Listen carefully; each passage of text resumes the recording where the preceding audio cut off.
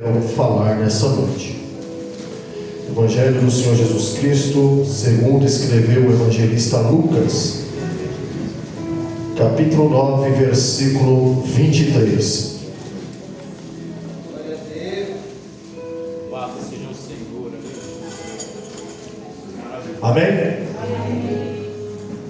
E dizia a todos: se alguém quer vir após mim, negue-se a si mesmo e tome cada dia a sua cruz e siga-me.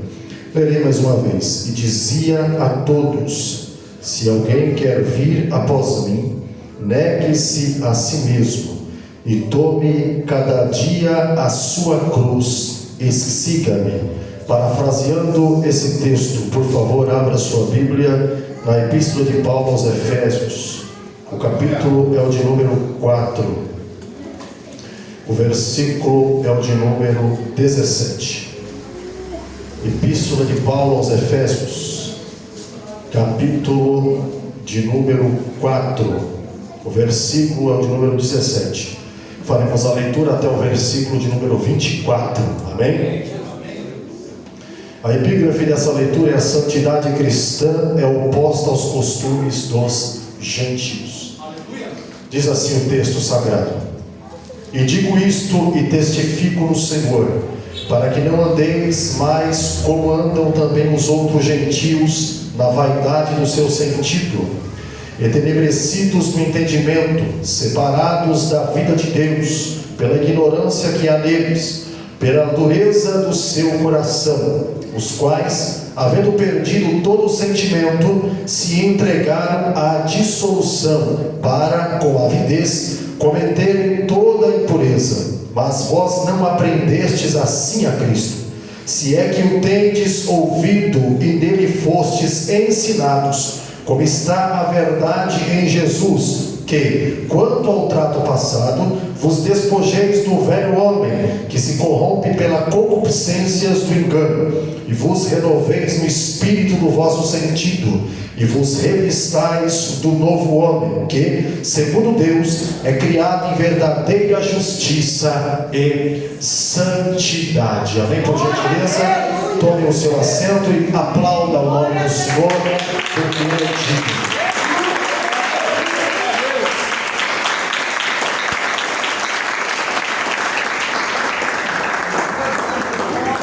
Queridos irmãos, eu confesso aos irmãos que há algum tempo atrás, quando eu recebi a notícia que o amado pastor ele estava enfermo, eu pedi encarecidamente para que a igreja, a qual sou pastor, nós estivéssemos entrando em oração. Mas após algum período de tempo, recebemos aí a notícia que o Senhor tomou para si o santo servo do Senhor, e essa foi a vontade de Deus, né? E o Senhor, Ele me fez, eu quero só abrir um parênteses aqui, antes de nós entrarmos na mensagem, uma reflexão, uma lembrança de há 2 anos atrás, quando a minha mãe estava no estado terminal de câncer. Minha mãe era crente, era obreira da casa do Senhor. E eu me lembro que no domingo eu cheguei na igreja e eu telefonei para a minha irmã, e a minha irmã, ela me disse que na noite de sábado, ou na madrugada de sábado, o meu irmão tinha levado ela para o hospital, porque ela não estava bem, passou muito mal. Minha mãe estava pesando 36 quilos, e o câncer foi muito cruel com ela, foram 5, 6 meses de sofrimento. E ali, irmãos, minha mãe na morfina, com muita dor. Eu, no pátio da igreja, eu falei para minha esposa estava comigo, né? E eu quero justificar porque ela não está aqui hoje. Meu filho mais velho está para se casar daqui a 28 dias, e nós estamos na correria do casamento. Então hoje foi um dia cheio, né? E ela falou para mim: olha, eu não vou ficar aqui com a Vitória, que é a minha nora, para nós continuarmos os preparativos. Então eu vim para cá, meu filho foi pregar em um culto ali no Comerciários, minha filha também foi louvar no Comerciários. Então por isso que a minha família não está aqui. E ali eu falei para minha esposa, em 20 anos de casado, foi a primeira vez que ela ouviu da minha boca: eu perdi a fé, eu não tenho mais fé. E eu me lembro que eu segurei na grade ali da igreja, comecei a chorar, e eu falei assim: eu não prego essa noite, E eu subi no púlpito, fiquei ali sentado no púlpito, o irmão estava dirigindo o trabalho, e ali eu senti Deus me visitando. E o Senhor falou ao meu coração: tu vai pregar hoje sim, tu vai falar a minha palavra, porque eu estou contigo nessa aprovação. Eu me lembro que naquela noite eu preguei sobre o tema A Noite Escura da Alma. Foi o tema que Deus me deu ali no púlpito. Nós pregamos a palavra para a glória de Deus, Deus alegrou o nosso coração. Na segunda-feira ela foi levada para o hospital em São Paulo, ficou internada. Na terça-feira, 14 horas da tarde, o Senhor tomou para si a minha mãe. Ela faleceu, partiu para a eternidade, e foi justamente no dia do aniversário do meu pai. Só para vocês terem uma noção que o vento foi forte. Na quarta-feira ela foi sepultada, fizemos um culto fúnebre. Não fui para a igreja na sexta-feira. E no domingo à noite, na hora que eu estava no culto, eu preguei naquele culto também. E naquela noite, Deus ele falou no meu coração um tema muito forte. E eu me lembro que eu preguei sobre 4 certezas do arrebatamento da igreja. E a primeira certeza é que os mortos não estão mortos. E o Senhor falou comigo: meu filho, ela está comigo, ela está simplesmente dormindo, o corpo dela está repousando na sepultura, mas quando a trombeta for tocada, ela vai sair, a alma dela sairá do paraíso, o corpo sairá da sepultura, e eu vou transformar aquele corpo no corpo de glória, e você se encontrará com ela nos ares. Por isso eu digo para você, meu irmão, o nosso amado pastor foi só separado de nós por um pouquinho de tempo, mas na volta de Jesus nós vamos ver ele com o corpo glorificado, aleluia, iremos entrar juntamente com ele para participarmos da boda do Cordeiro, porque ele é fiel, aleluia. Eu precisava falar isso nessa noite. A dor da perca, a dor da separação é terrível, mas em nome de Jesus Deus dará o consolo, como tem dado nessa igreja, como tem dado à família, e nós nos alegraremos para a glória do nome do Senhor. Eu quero dizer aos irmãos que quando o nosso amado irmão ele me passou o tema, eu me propus a orar a Deus e perguntar para o Senhor o que ele queria que eu trouxesse aqui para que os irmãos escutassem da parte dele. E eu entendo que ontem, acredito eu, que Deus falou grandiosamente através da palavra, que é de fato o ápice do culto. A adoração a Deus, como disse o nosso amado irmão, é uma coisa gloriosa, porque a adoração ela é proveniente da consciência e também ela é produto da fé, porque ninguém que está aqui nessa noite, eu quero acreditar nisso, está aqui simplesmente para cumprir um ritual normal, como o nosso irmão evangelista disse aqui, por mero formalismo. Você está aqui porque você tem consciência de que você serve um Deus poderoso, e por causa que você reconhece que Ele é poderoso, que Ele tem trabalhado por você, pelejado por você, lutado por você, você tem ciência que Ele é tremendo, e você está aqui porque quer agradecer a Ele por todas as coisas que Ele tem feito por você e por toda a sua família e por toda a sua casa. E o Senhor ele foi revelando, eu não sei se isso aí é uma particularidade minha, mas eu tenho um hábito de quando eu estou meditando na palavra, eu costumo fechar os olhos e começar a mastigá-la, a falar: Deus, qual que é o caminho, por onde eu vou, qual é a direção que o Senhor vai me dar. E nós, irmãos, tivemos a percepção de que o Senhor Jesus ele falou categoricamente acerca de renúncia. Não tem como você ler Lucas 9:23 e não falar acerca de renúncia. Mas eu falei: Deus, mas é só renunciar? Como pode ser isso? E aí Deus ele me deu um esclarecimento em Efésios capítulo 4 versículo 17. E o Senhor colocou no meu coração a respeito de um tema bem simples, eu quero compartilhar com os irmãos. O tema do meu sermão nessa noite será a formação do caráter cristão e a renúncia. A formação do caráter cristão e a renúncia.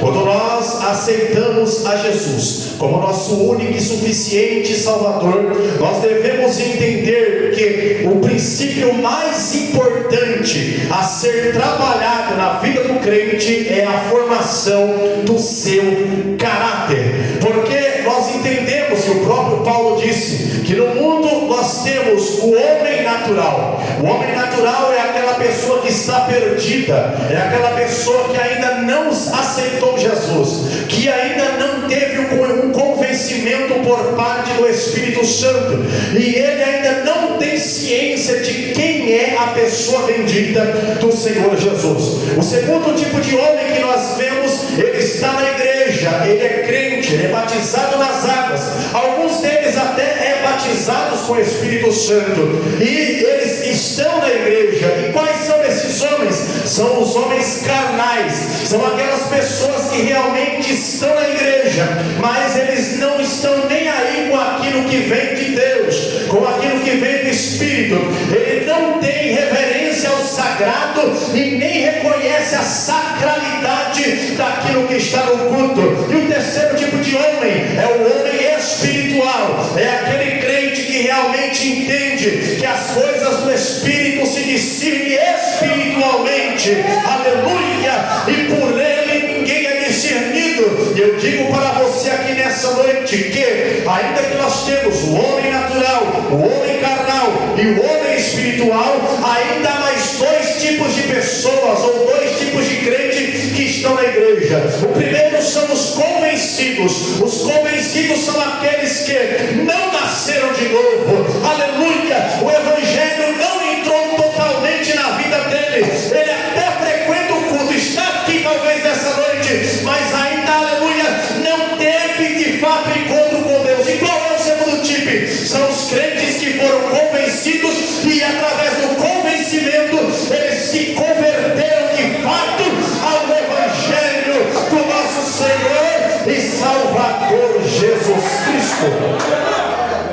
Observemos que essas duas pessoas, ou esses dois tipos de gente, os convencidos e os convertidos, eles estão na igreja, fazem parte da igreja, compactuam no culto. E eu quero que você compreenda que quando nós realmente nos convertemos, é porque nós de fato fomos alcançados pela misericórdia de Deus e pela sua palavra. E a conversão, ela nos leva ao novo nascimento, e o novo nascimento se dá por causa da palavra de arrependimento. O crente que ocupa a tribuna, ou o crente que ele evangeliza no tete a tete, ele tem que entender que ele está ali para pregar a palavra como ela é. Ele tem que entender que ele tem que mostrar para o pecador que o céu é real, que os anjos são reais, aleluia, que a cidade santa é real, mas ele também tem que entender que existe o inferno é real, é a morada dos ímpios, é o lugar para onde o pecador que não aceitou Jesus vai, aleluia. Devemos pregar que tem o céu, mas também devemos pregar que existe o inferno, e se você e eu não queremos ir para lá, devemos manter a nossa vida íntegra diante de Deus e dos seus princípios.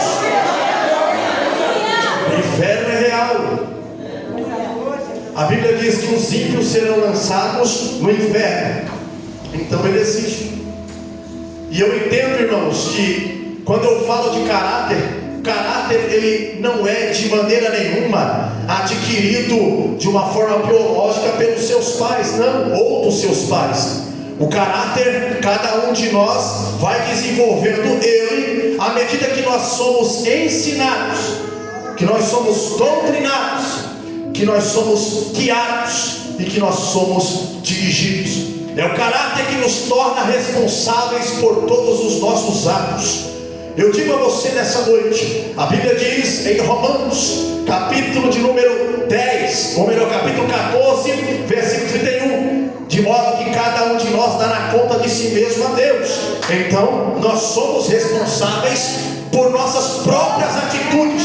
Não adianta nós culparmos o irmão A ou o irmão B. Ah, eu saí da igreja lá por causa do irmão. Não, você saiu da igreja porque você quis. Ah, eu parei de fazer tal coisa na igreja por causa do irmão. Não, você parou de fazer porque você quis. Você é responsável pelos seus próprios atos. Observe que nós, seres humanos, fomos criados para viver de fato, tendo relacionamento relacionamentos com outras pessoas. E ninguém aqui é alienado, irmão, ou robotizado para sermos todos iguais.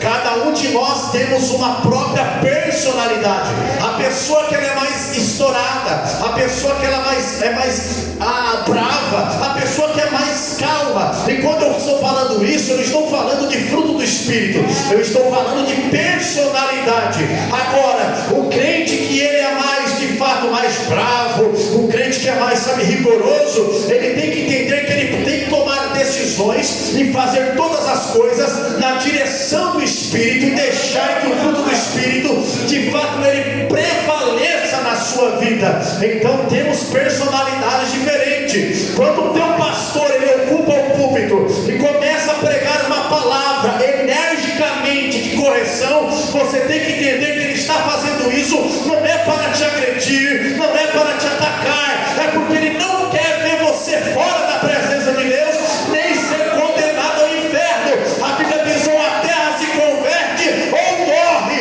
Então você tem que falar a palavra do jeito que ela é.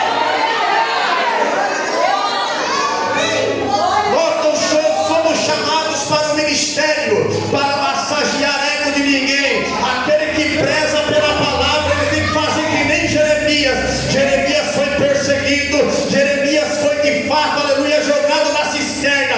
E quando ele estava lá na cisterna, Zedequias falou: vai lá e pergunta para Jeremias se tem uma palavra, aleluia, de correção, uma palavra para mim. E aí quando o homem chega lá, olhou para Jeremias: e aí, Jeremias, tem palavra aí da parte de Deus para o rei? Jeremias levantou os olhos com a lama na cintura e disse: tem. Assim diz o Senhor: Babilônia vai entrar aqui, vai queimar a cidade e vai levar todo mundo para o cativeiro. Ou a terra se converte ou morre. Alabachuri cantará, chore. Michael Chevassi, Alabachai. Se o teu líder ele ama a sua alma, se o teu líder tem apreço por você, se o teu pastor tem a mesma condição do seu líder em zelar por você, ele nunca vai passar a mão na sua cabeça de maneira nenhuma. Ele vai falar de fato para que você encontre o caminho e para que você de fato coloque a sua vida no altar.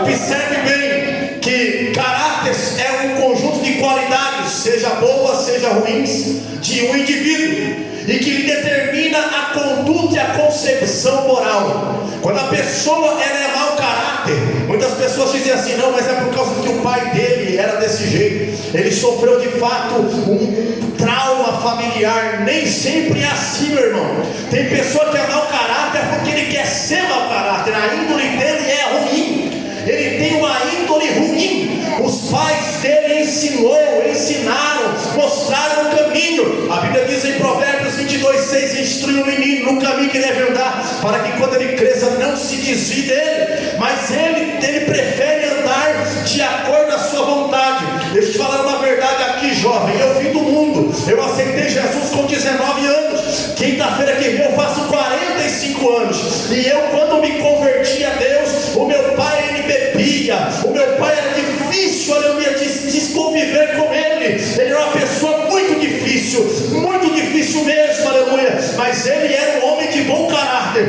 Ele só tinha, aleluia, de fato, essa deficiência da bebida. Mas ele sempre me ensinou que você tem que ser homem, tem que ser uma pessoa de palavra. Não deva para ninguém, não deixe ninguém chamar sua atenção. Você tem que ser homem. E é isso que eu ensino para o meu filho, e é isso que ele tem que ensinar para o filho dele, aleluia. Mas eu digo que lá, jovens que cresceram comigo, começaram a andar com pessoas erradas, começaram a andar com amigos mundanos, que não falavam a mesma língua. Paulo disse em 1 Coríntios capítulo 15, verso 33: não vos enganeis, as más conversações corrompem os bons costumes. Não vos enganeis, as más companhias corrompem os bons costumes. Deixa eu falar a verdade, jovem crente, ande com outro jovem crente que sirva a Deus, que ama a Deus, que quer, aleluia, buscar as coisas de Deus. Se afasta das amizades do mundo.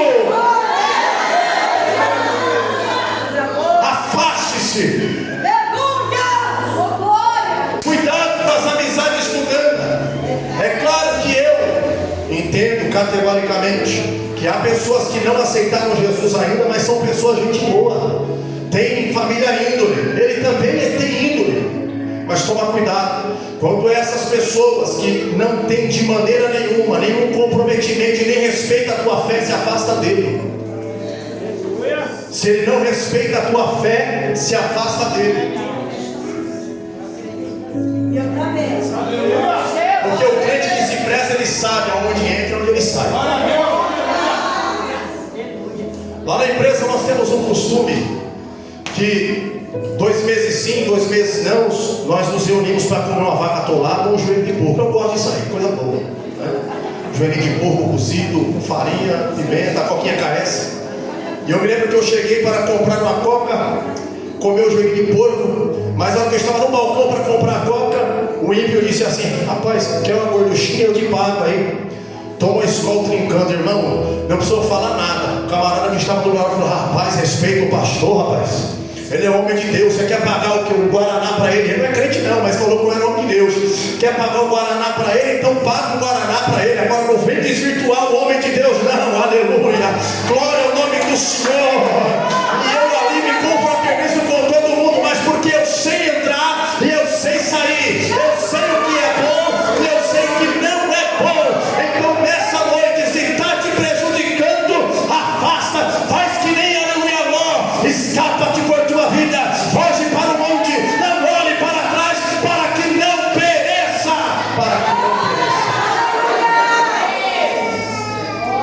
Vamos mais fundo. Teologicamente, quem está me entendendo, diga amém. Caráter é quem você é, o que você diz e o que você faz são a mesma coisa. Caráter é quem você é o que você diz e o que você faz são as mesmas coisas. Quem é você?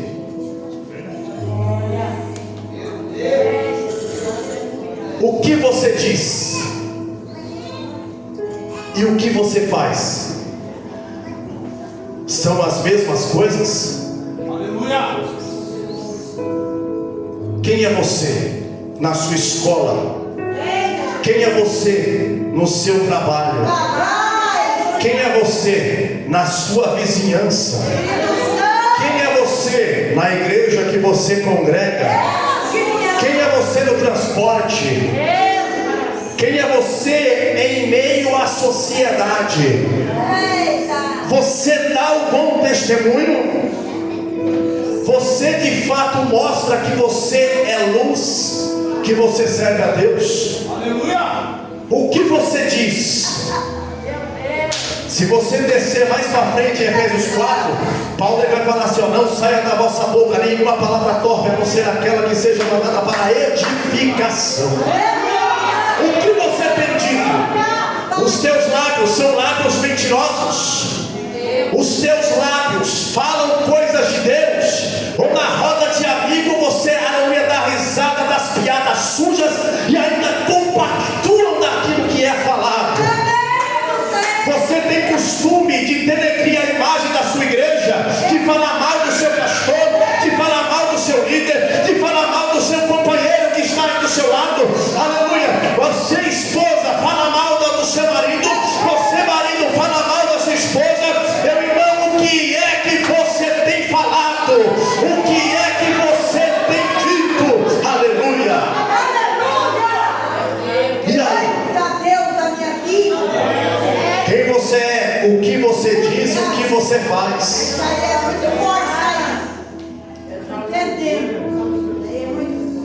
O teu testemunho, ele é visto. A Bíblia diz que nós somos rodeados de uma grande nuvem de testemunhas.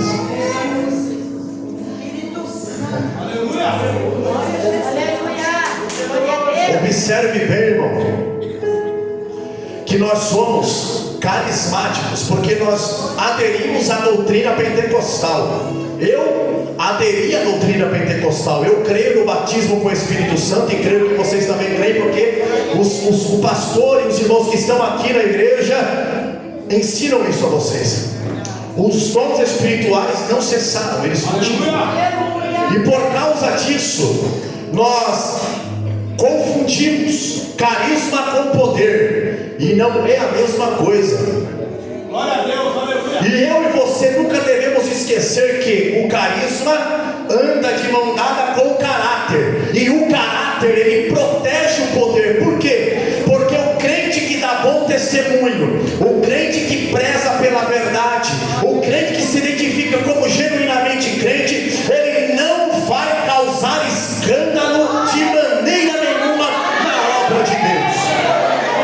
As pessoas não falarão dele, não falarão dela, e não irão denegrir a imagem da igreja, porque a igreja é um lugar santo, é onde os irmãos se reúnem, é na igreja que nós adoramos a Deus, é na igreja que nós participamos da Santa Ceia, como diz a Bíblia lá em Atos, capítulo de número 1 e 2, quando todos eles se reuniam para orar e comiam junto, e tinha tudo em comum, e perseveravam unanimemente na oração. O crente, aleluia, que anda de acordo com a vontade de Deus, ninguém fala mal dele, e o nome do Senhor de maneira nenhuma é denegrido.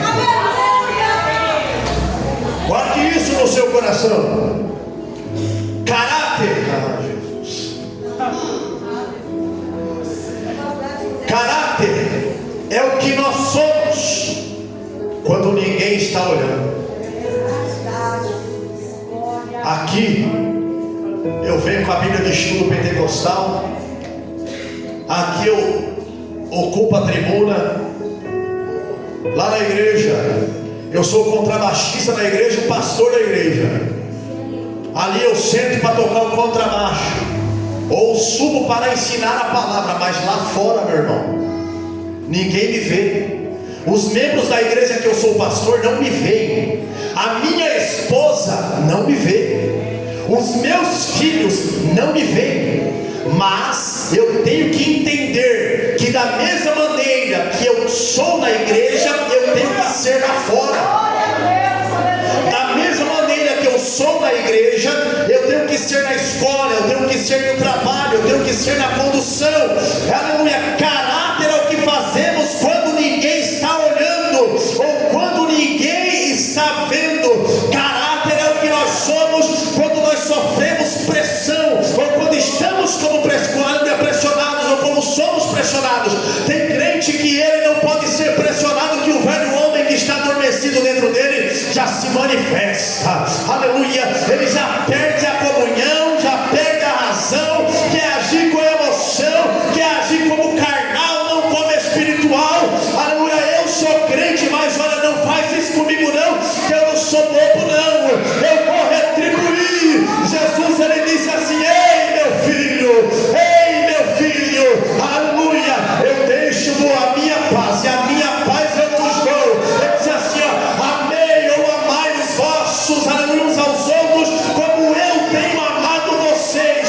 Amar como Jesus amou é no meio da perseguição, é no meio da tribulação, é no meio que as pessoas querem ver o nosso mal, eu abraçar ele e falar assim: ah, Jesus te ama. Amar como Jesus amou, irmão. Oh, irmão. Ei, irmão. Paulo disse assim: vós maridos, amai vossas esposas, como Cristo amou a igreja, e por ela se entregou, pela lavagem da água. Oh, de cacho Jesus se entregou a si mesmo por causa de nós, meus queridos irmãos. Então, por que nós devemos agir com divisão na igreja? Porque nós devemos aborrecer o nosso irmão? Não, ame ele. Ele pode estar te dando trabalho, porque na igreja vai ter aquele que vai te dar trabalho, mas ele é crente. Aleluia. Mostra para ele que você é diferente, que você é salvo e que você tem o Espírito Santo.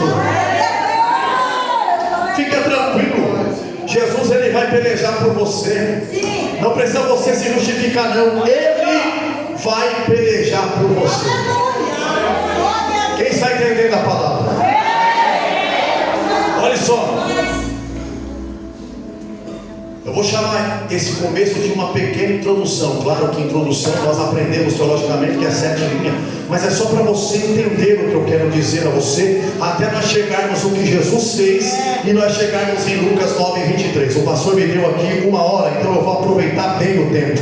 Então observe bem, por que eu quis falar nessa definição de caráter e por que nós devemos aprender a respeito desse assunto antes de nós chegarmos em Lucas 9:23. Quando nós olhamos lá em Gênesis capítulo 1, versículo 1, nós vamos ter a percepção que Deus, Ele criou todas as coisas. A Bíblia diz: no princípio criou Deus os céus e a terra era sem forma e vazia. Lá no versículo 11 você vai ver que a glória da criação era tremenda, porque o próprio Deus, Ele falou assim: olha, vocês árvores, cresçam, deem frutos, as frutas amadureçam, caiam sementes e dê mais frutos. No versículo 31 Ele vai falar assim: tudo que Deus criou é bom. Tudo que Deus criou é bom. Tudo que Deus criou é bom. Era perfeito. Tudo que Deus criou é bom. E Deus criou o homem. O homem, ele foi criado, irmãos, perfeito. Ele foi criado perfeito nos termos e nos princípios de Deus. Eu não sei qual era a aparência de Adão, e eu também não vou aqui de maneira nenhuma fantasiar que Adão, ele tinha 2 metros, era loirão, musculosão, né? Eu não sei como é que era Adão. E há pessoas que fantasiam até como é o nosso Cristo. Imagine como era Adão, né? Porque você vê os quadros por aí, o Jesus loirão, com o olho bem azulzão, o cabelo repartido no meio, né? Gatão. Mas se nós examinarmos o princípio da onde Jesus nasceu, Jesus não tinha nada a ver com aquilo que estão pintando nos quadros. Então eu não sei como era Adão, mas nós entendemos que Deus, Ele deu uma ordem direta e expressiva. Qual foi a ordem? Você pode comer de tudo. Você vai comer de tudo que está aqui no Éden. E a palavra Éden quer dizer lugar de delícias. Você vai poder comer de tudo que está aqui. Porém, na árvore que está no meio do jardim, da árvore que está ali na centralidade do jardim, a árvore do conhecimento do bem e do mal, você não toca, nem na árvore da vida. Observe bem, irmãos, e agora eu jogando para a presciência de Deus. Deus, Ele sabia que o homem iria pecar, porque a presciência é a capacidade que Deus tem de estar tanto no passado como no futuro ao mesmo tempo. Então, para Deus, o passado e o futuro são a mesma coisa. Então Deus, Ele sabia que o homem iria pecar. Então por que Deus não interviu? A resposta é simples: Deus não interviu porque Ele não quis. Porque a jurisdição de Deus começa aonde termina o livre-arbítrio do homem. E eu digo aos irmãos aqui nessa noite, muitas vezes as pessoas perguntam: poxa, se Deus sabia que ia acontecer isso comigo, que eu ia tomar essa atitude, por que Deus não interviu? E a resposta também vai ser simples: é porque Ele não quis. Aleluia, Ele não quis. Paulo disse lá em 1 Coríntios, capítulo de número 10, ele falou assim: que o Senhor Deus, Ele não dá, aleluia, de maneira nenhuma, e nem permite vir uma tentação. Não é prova,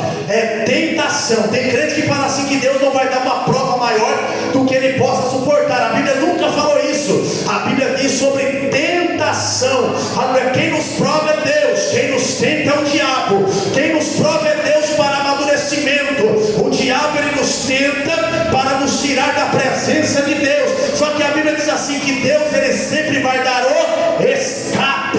Então entenda bem, Deus, Ele vê o diabo vindo e nos tentar. E Tiago diz em Tiago 1,13 que nós somos tentados e engodados ou seduzidos pela nossa própria concupiscência. O que é concupiscência? É desejo desenfreado. Então nós somos tentados naquilo que nós queremos, e nós queremos incessantemente. Então o diabo, ele faz dessa maneira. Só que Deus, Ele sempre vai dar o escape.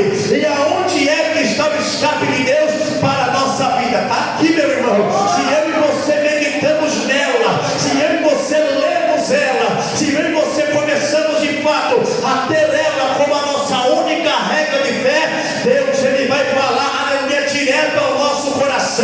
A Bíblia diz em Provérbios capítulo 7 que quando a mulher chega no jovem ou no homem e fala assim para ele: olha, meu marido foi viajar, levou a bolsa, ele não sabe, eu não sei, ele também não sabe como volta. Eu preparei a nossa cama ali com um linho de amor, preparei com mirra, está perfumada. E aí Salomão disse que ele vai como um cordeiro para o matadouro, seguindo ela. Mas aquele que lê a Bíblia e medita na palavra, ele vai se lembrar de Êxodo 20: não adulterarás. Opa, eu não posso fazer isso, a palavra está queimando no meu coração, eu não posso fazer isso, eu estou endividado, eu estou vendo uma certa importância que vai sanar a minha dívida. Se eu pegar e não devolver depois, ninguém vai ficar sabendo que a palavra é boa. Furtarás, aleluia, aleluia. Não, mas não foi dessa maneira que aconteceu. Eu vou, aleluia, falar uma mentira aqui para que eu me livre daquilo que eu fiz. E a palavra diz: não levantará falso testemunho. Então a palavra nos confronta, a palavra nos mostra o caminho. Só erra o crente que não medita nela. Eu pergunto a vocês, não sabem responder não. Quem medita nela todo dia aqui?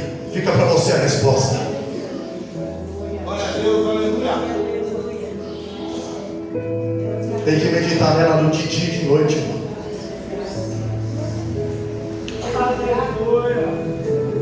Deus tinha dado a palavra: não toca.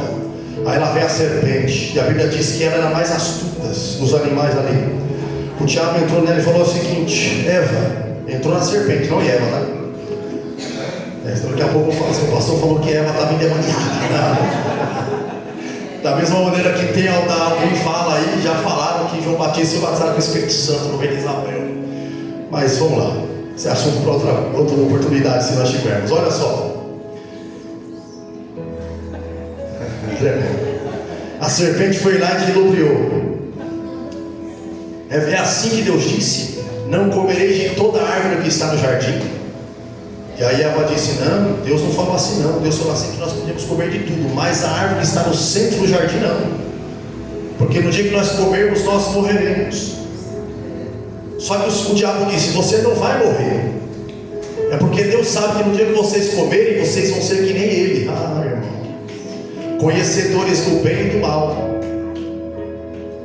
E a Bíblia diz: e vendo pois ela que o fruto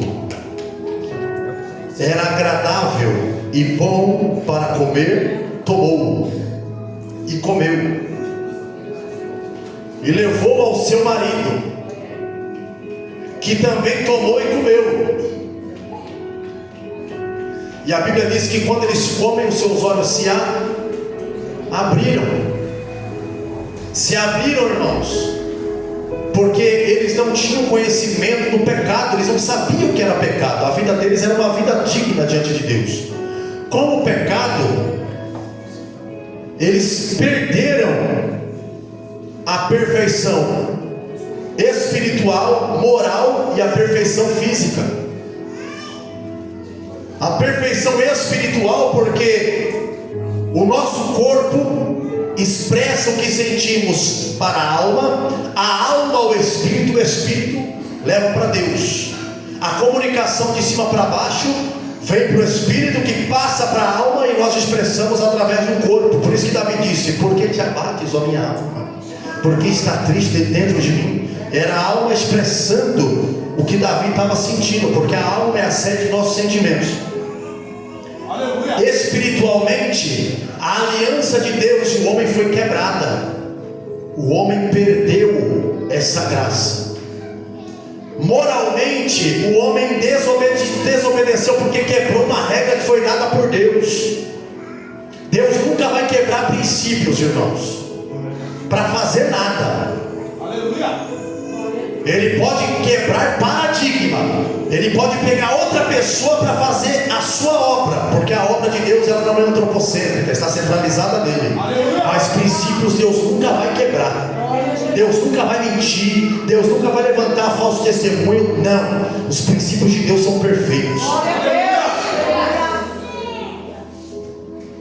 A condição física o homem perde Porque lá no Éden não tinha doença, lá no Éden não tinha câncer, não tinha AIDS, não tinha nenhum tipo de enfermidade. Com o pecado, acabou. As mulheres começaram a sentir enjoo na sua gestação, dores terríveis quando elas ganham o bebê, né? O homem tinha que levantar e trabalhar, arar a terra para que ele pudesse comer. E o pior de tudo, Deus expulsou eles do jardim. Com o pecado, eles deixaram de ser imagem e semelhança de Deus, no sentido de ter uma vida de santidade e santificação, porque eles tinham um relacionamento muito profundo com Deus, e agora o pecado denegriu essa imagem e trouxe a deformação do caráter do homem. O pecado é aquilo que faz separação entre Deus e o Isaías 59, versículo 2: os vossos pecados fazem separação entre vocês e o vosso Deus. O homem perdeu tudo isso. Com o pecado houve a quebra de relacionamento entre Deus e os homens. Com o pecado houve a quebra de relacionamento entre os seres humanos, porque hoje as pessoas são malignas, irmãos. É um querendo matar o outro. Isso você já vê lá em Abel e Caim e Lameque, que matou um homem e uma criança. Com o pecado, o homem quebra o seu relacionamento com a natureza. Hoje nós vemos os desmatamentos e o homem não tem respeito à natureza. Então o caráter foi destruído, foi quebrado, foi denegrido, até o dia que Zacarias ele entrou dentro do Santo dos Santos para queimar o incenso. E quando ele oferece o incenso, a Bíblia diz que Gabriel aparece lá e diz para ele: Zacarias, a sua oração foi ouvida. E eis que eu digo para você que Isabel, tua mulher, vai conceber e vai dar à luz um filho, e o seu nome será João, e nele se cumprirá o que está em Isaías capítulo 40, versículo de número, aleluia, 1º, 2º, 3º, 4º e 5º. Vós do que clama no deserto, preparai o caminho do Senhor e endireitai as vossas veredas. 6 meses depois, o anjo Gabriel vai até lá na cidade de Nazaré e chama uma mulher pelo nome e diz assim para ela: graciada, o Senhor é contigo. Maria, Deus te escolheu para ser a mãe do Salvador. E como poderá ser isso se eu não sou casada ainda, não conheço o varão? E a resposta foi: aleluia, a sombra do Espírito te cobrirá, e aleluia, por aquilo que o varão tu gerará no seu ventre, será chamado santo, e ele livrará Israel de todos os seus pecados e remirá também a Israel. A Bíblia diz em Isaías capítulo 1, versículo 17, que ainda que os nossos pecados sejam vermelhos como o carmesim, eles se tornarão brancos como a pura lã, aleluia, através do sangue de Jesus. E eu digo aos irmãos, quem está entendendo a mensagem aqui, entende aí, irmão? Daqui a pouco nós vamos finalizar ela. A formação do caráter cristão e a renúncia. Falamos o que é caráter, falamos o que aconteceu para que o homem de fato tivesse o caráter quebrado ou tivesse o caráter deformado. E agora o caráter cristão, ele será mais uma vez restaurado, porque Jesus, ele cresce, ele faz discípulos e ele morre. E quando ele morre, ele une mais uma vez a criação ao seu Criador. Porque o sacrifício de Cristo foi suficiente. E Paulo disse que ele riscou a cédula de pecado que era contra nós. Ele riscou com seu sangue, cravou na cruz, trazendo para nós a remissão dos nossos pecados. O crente, ele tem o seu caráter renovado pelo novo nascimento, como nós falamos aqui. Nascer de novo. Vou te falar uma verdade aqui. Você não nasce de novo no ato do batismo nas águas, porque o batismo nas águas é uma confirmação, é um símbolo de arrependimento. Quando você batiza nas águas, você está confessando publicamente que você é de fato uma nova criatura e aceitou Jesus. Nós somos batizados no sangue de Cristo através do seu sacrifício. Nós somos batizados na cruz do Calvário. Nós somos batizados, aleluia, no sangue de Jesus. E eu digo para você, isso é graça. Isso é graça. A Bíblia diz, aleluia, em Efésios 2:8, pela graça sois salvos, e isso não vem de vós, aleluia, mas é dom de Deus, não pelas obras, para que ninguém se glorie. Eu sendo bom, eu sendo legal, eu sendo bacana, não é condição para eu ser salvo, porque as boas obras é consequência do meu relacionamento que eu tenho com Deus, aleluia. Então ninguém vai ser salvo porque ele é bonzinho. Rapaz, eu não quero aceitar Jesus não. Eu sou um cara legal, eu não bebo, eu não fumo, eu não faço nada de errado, eu sou quase crente. Aí a gente tem que falar para ele, então, se Jesus voltar, quase que você sobe, quase que você vai subir. Tem que aceitar Jesus. Essa é a condição. Segunda coisa que eu e você devemos entender: a palavra de Deus, ela muda o caráter do homem. Aleluia. Muda ou não muda? A Bíblia diz em Hebreus 4:12 que a palavra de Deus, ela é viva. Se a palavra de Deus é viva, ela não está morta de maneira nenhuma. A palavra de Deus, além de ser viva, ela produz também vida. A palavra de Deus, ela é eficaz. Não precisa, irmão, fazer nenhum tipo de enfeite. Não, hoje está difícil, irmão. Principalmente os jovens pregadores que têm se levantado hoje. É muito comum usar os jargões. É muita profecia para pouco glória. Se você não dá um glória, eu vou aí. Ah, você não pegou não. Peraí, deixa eu ir de novo. Eu fico doido com essa coisa. Eu fico doente com isso. Aleluia. Olha para o teu irmão e fala assim para ele: assim, assim, assado. Não, vira para o seu irmão e faz assim, e assim, assim, assado. Não, fica de pé e belisca o seu irmão. Fica de pé e pisa no pé do seu irmão. Não, meu irmão, não precisa de maneira nenhuma enfrentar nada. A palavra de Deus, ela é eficaz. A palavra de Deus, ela é suficiente. Ela produz surcos no Espírito. É a palavra de Deus que quebra, aleluia, todo tipo de paradigma indumentária. Paulo diz, Romanos 1,16: e eu não me envergonho do Evangelho de Cristo, porque é o poder de Deus para a salvação de todo aquele que crê, primeiro do judeu, depois do grego. Eu não preciso inventar nada, meu irmão. Eu não preciso inventar nada, você não precisa inventar nada. Fala a palavra do jeito que ela é. Esse tempo atrás o irmão foi pregar na nossa igreja, irmão. Homem de Deus, eu respeito ele. Mas quando ele falou assim que Moisés foi levado para até Joquebede, mas já tinha passado uma fila de mulheres, e Moisés, não, esse leite aqui não é da minha mãe não, vem a próxima. Não, peraí, não é minha mãe não, não é minha mãe. Não, essa aqui é minha mãe, é Joquebede. E aí vem, irmão, eu olhando assim no púlpito, e os membros da igreja, eles já sabem já. Quando eu olho, eu vejo que a mensagem não está de acordo com a Bíblia, eu já abro a Bíblia e cruzo a perna no púlpito. E eu coloco a mão no peito. Não, e Moisés, a cestinha foi colocado lá no rio, e ela vai girando, e o crocodilo tenta comer Moisés. Irmão, aonde é que esse pessoal tira essas coisas? Da onde é que, aleluia, esse pessoal tira essas coisas? Não, Miriam estava na brecha, Moisés foi levado direto para Joquebede, o cesto estava no meio do junto, a filha de Faraó achou, ele foi tirado das águas e Deus usou ele com poder e autoridade. A palavra de Deus, ela é eficaz, ela muda o caráter do homem. Aleluia.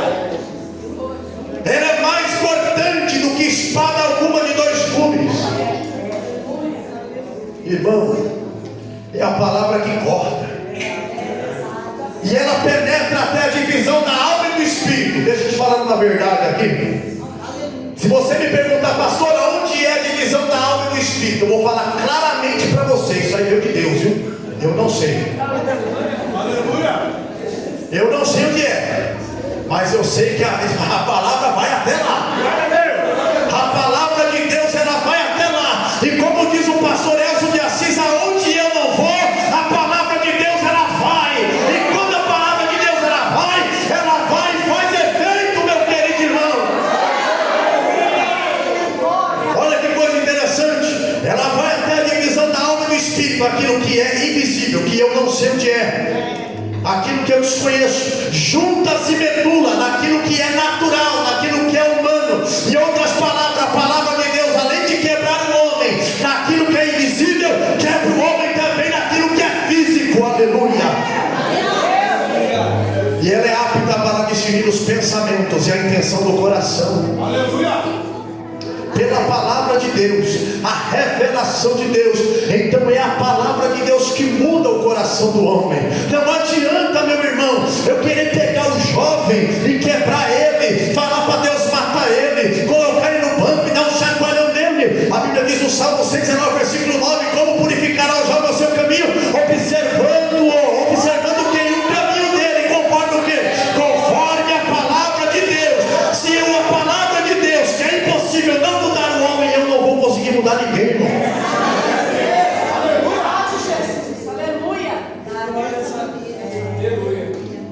Uma vez que o caráter do homem foi restaurado, agora sim, aceitei Jesus, me converti, hoje eu sou uma nova criatura. E Paulo disse lá na segunda carta aos Coríntios, capítulo 6, verso 17: aquele que está em Cristo, nova criatura é, as coisas devem se passar e tudo se fez novo. Agora eu sou uma nova criatura, agora de fato eu sou um crente genuíno. Meu caráter foi mudado. Eu mentia, não minto mais. Eu roubava, não roubo mais. Eu bebia, não bebo mais. Eu fumava, não fumo mais. Eu adulterava, não adultero mais. Eu era uma pessoa totalmente errada. Hoje eu fui transformado. A palavra me mudou. O Espírito Santo me mudou. Então eu sou outra pessoa. Aleluia. E aí eu entro em Lucas 9, 23. Pastor, tudo isso para chegar aqui, com certeza. Porque se você pegar os versículos anteriores, Jesus estava onde? Orando. A Bíblia diz: e estava Jesus em um lugar à parte orando. Estava lá orando. Se Jesus era Deus e orava,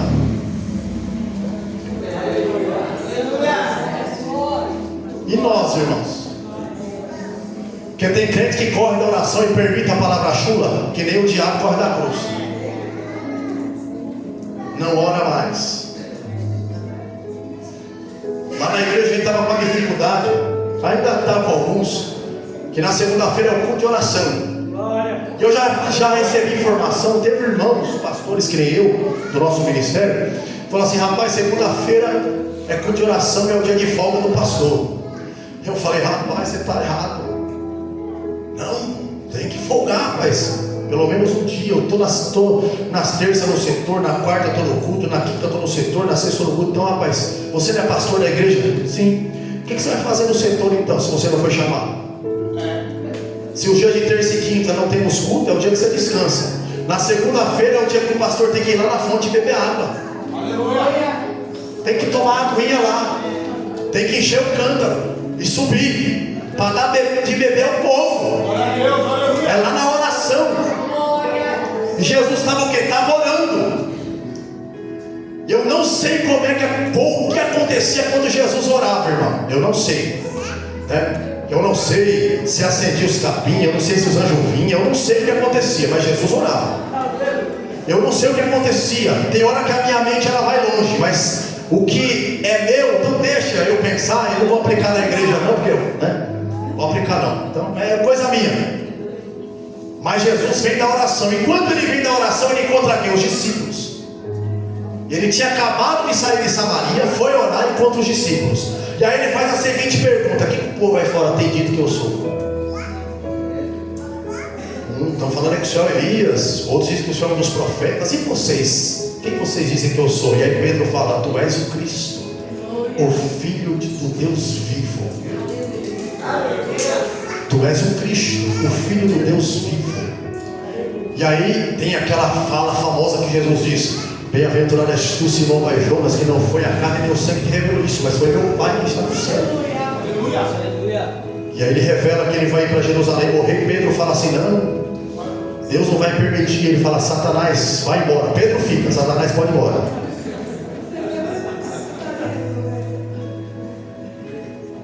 Tem essa revelação e de repente Jesus, a Bíblia é clara, ele fala assim: e disse a eles. Então Jesus não estava falando para o ímpio, Jesus estava falando para os apóstolos ali, para os discípulos.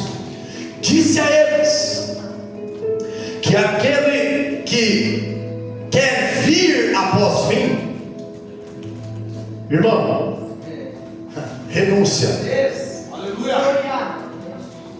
Jesus, ele não obriga ninguém a renunciar, é uma decisão nossa. Aquele que quiser vir após mim, e para renunciar de fato, você tem que ter o seu caráter totalmente transformado, porque com o caráter transformado, aí você vai entender qual é a boa, perfeita e agradável vontade de Deus, que o nosso irmão falou. Aquele que quiser vir após mim, ou seja, depois de mim, ou seja, eu vou morrer, e vocês terão que dar continuidade à obra que eu comecei aqui, e isso tem nos acompanhado até os dias de hoje. Eu fico doido da vida com pessoas que fazem distinção de ministério, de igreja, que só a igreja dele é certa, que só aquela igreja lá é certa. Não, se a igreja ela prega a verdade, se a igreja tem homens e mulheres de Deus, pode ter certeza que aquela igreja ali foi Deus que mandou abrir, e ela não vai fracassar na sua obra, ela vai continuar fazendo o ID de Deus. Aí ele fala assim: ó, tome cada dia a tua cruz e me segue. Marcos e Mateus vai falar assim: tome cada um a sua cruz e me segue. Queridos, eu quero concluir o sermão falando o seguinte: renúncia. Eu tenho que querer renunciar, é uma decisão minha, é uma opção minha. Você já sabe qual é a chamada que Deus tem na sua vida, qual é o ministério que Deus separou para que você faça. Entenda bem, chamada para fazer a obra não depende de credencial, irmão. Não depende de carteirinha, depende de disposição. Renúncia quer dizer abrir mão daquilo que eu acho viável para mim, abrir mão daquilo que eu sou, abrir mão daquilo que eu tenho e abraçar a causa do mestre. Eu estou falando para você, homem, aleluia, que Deus chamou para deixar de cumprir a sua obrigação como homem casado, ou seja, levantar cedo, trabalhar para trazer o sustento para a sua casa, porque a obrigação de manter a família nunca foi da mulher. A mulher trabalha porque ela quer ajudar o marido, mas a obrigação é do homem. Eu não estou dizendo para você deixar suas obrigações de lado, eu também não estou dizendo para você, irmã, deixar sua casa bagunçada para passar o dia inteiro na igreja, para deixar os filhos sujos, o marido chegar não ter comida feita. Aleluia, se você trabalha fora, entre em acordo com ele para dividir a tarefa, e aí dá tudo certo e Deus é glorificado no seu casamento. Mas eu digo, meu querido irmão, tem crente que vive só para ele, tem crente que vive só por causa dele, e ele deixa de escanteio a chamada que Deus colocou na vida dele, e aí Deus vai e fecha, que nem ele fez lá com o povo lá de Ageu. O povo volta para Jerusalém, Deus fala: faz a casa. O povo falou: não vou plantar. E a Bíblia diz que eles plantavam muito e colhiam pouco. E aí eles foi reclamar com Deus, 16 anos fazendo isso, foi reclamar com Deus. Aí Deus levantou o profeta Ageu e falou assim: vocês têm aplicado o coração no caminho de vocês, meu. Começa a fazer a minha obra para você ver que eu não vou tratar, eu vou abençoar, vou derramar a bênção, aleluia, proveniente de mim. Mas é verdade, Deus, com certeza, porque minha é a prata e meu é o ouro. Então sou eu que abençoo a minha igreja, sou eu que abençoo meu povo. Pode ter certeza, meu querido irmão, Jesus nunca vai forçar a porta para entrar. Ele disse: eis que estou à porta e bato, se alguém abrir a porta, eu vou entrar e você há com ele. Então Jesus, ele te fala nessa noite: faz aquilo que eu mandei você fazer. Renuncie. Renuncie às vendo dorama na Netflix, renuncie às horas que você passa vendo filme, aleluia, na internet, vendo coisa que não traz edificação, vendo porcaria que não edifica, e começa a colocar um propósito. Jesus, hoje eu vou jejuar, Jesus, hoje eu vou evangelizar, Jesus, hoje eu vou fazer visita. Aleluia, eu não estou falando para você não ter vida social, eu estou falando de você não deixar a obra de Deus em segundo plano. Não deixe a obra de Deus em segundo plano, irmão. A obra de Deus, ela tem que ser prioridade na sua vida. Mas eu digo a você, Jesus, ele foi claro: tome a cruz. Cruz é sofrimento. Não pense você. Hoje eu falei com o irmão, marido, só Deus desviou, foi para as drogas e voltou para a clínica de recuperação. 5 anos estava lá congregando, de repente voltou lá para as más companhias, na rua da casa dele, começou a beber, começou a se drogar. Ela não aguentou, levou o marido para a clínica. E aí eu mandei mensagem: irmã, cadê você na igreja? Eu querendo visitar o homem não queria visita. E ela falou: estou fraca, eu vou ficar em casa, vou orar aqui. Minha irmã, faz isso não, tu é uma mulher de oração, mulher de Deus. Aleluia, as lutas, as dificuldades, você tem que estar lá no culto, na igreja, e a igreja vai ajudar você a oração e jejum. Irmão, a primeira coisa que acontece com um crente quando ele está no vento, quando ele está levando a cruz, é que ele dá a carteirada no pastor e fala assim: pastor, não volto mais aqui, Deus me abandonou, a culpa é de Deus. A culpa não é de Deus, e Deus não abandona ninguém, meu irmão. Deus não abandona não. Deus só vai abandonar o homem, e é bíblico, viu? Quando o homem ele começar a viver somente no pecado, vai lá em Ezequiel 8, você vai ver isso. O povo tudo no pecado, aí a glória de Deus foi embora da igreja, porque estava em pecado. Pecado e Deus não se combina. Renuncie, leve a sua cruz e siga Jesus. Eu vou te falar uma verdade, eu tomo assento. Aceitar Jesus, não pense você que vai ser fácil. Manter uma vida no padrão da palavra é difícil, é complicado, irmão. É difícil demais. Mas é o requisito que você tem que ter para ser salvo. Porque renunciar ao mundo e os prazeres da carne é por todos aqueles, ou para todos aqueles que realmente entendem qual é o seu lugar no mundo. A nossa vida aqui é passageira. Tem, como o pastor falou aqui, né? Lá em Eclesiastes 12, lembra do teu Criador da tua mocidade, antes que venha o mau dia, antes que você diga que não tem os dias do contentamento. Hoje você está aí com a carinha lisinha, bonitinha, cabelinho bonitinho, né? Irmão, daqui uns anos você vai lá no espelho, você vai só se lembrar do que você foi por foto. Olha, eu era bonitinho, né, rapaz? Lindão, né? Não tinha barriga, não era careca. Desculpa aí, barriga. Não, o meu está caindo também, né? Da mesma forma, as mulheres, né? Nossa, chique, bonitona. Daqui a pouco, irmão, começa a embrulhar tudo assim, e começa a comprar creme, passa creme no rosto, é creme para ruga, é creme para pé de galinha, é creme para tudo que é coisa. Mas a juventude, ela vai embora, a beleza se vai, meu irmão. Ela se vai. E aí os cabelos começam a embranquecer-se. E não é falta de melanina não, isso é a idade mesmo que está chegando. É a idade. Eu falei para o meu filho, né, hoje: filhão, daqui a 28 dias você vai tomar a mesma decisão que eu tive. Eu brinquei com a minha esposa: tá vendo, filho? Essa palavra aqui é para mim, ó. Eu peguei a mim mesmo, tomei a minha cruz, que é tu, e estamos indo firme, né? Eu brinquei com ela, né? Mas graças a Deus, eu e a minha esposa estamos aí já há 24 anos, para a glória de Deus. 22 anos de casado. E eu falei para ele: ó, agora você vai casar, você vai viver a sua vida, e você tem que entender que a nossa irmã Vitória, né, que tem as mesmas idades que você, daqui a 20, 30 anos ela não vai estar assim mais não, irmão. Então você vai ter que, ó, amar ela a si mesmo, né? Amá-la a si mesmo, e ensinar isso aos seus filhos. Então, meus irmãos continuem firmes na presença de Deus. Fique com essa palavra: renuncie. Renuncie àquilo que muitas vezes pode satisfazer a sua carne e não satisfazer a Deus. Que o teu caráter ele seja sempre moldado pela palavra de Deus, e que você permaneça firme na presença do Senhor. Amém? Que Deus abençoe a igreja. Retorna o microfone a quem direito e aplauda o nome de Jesus.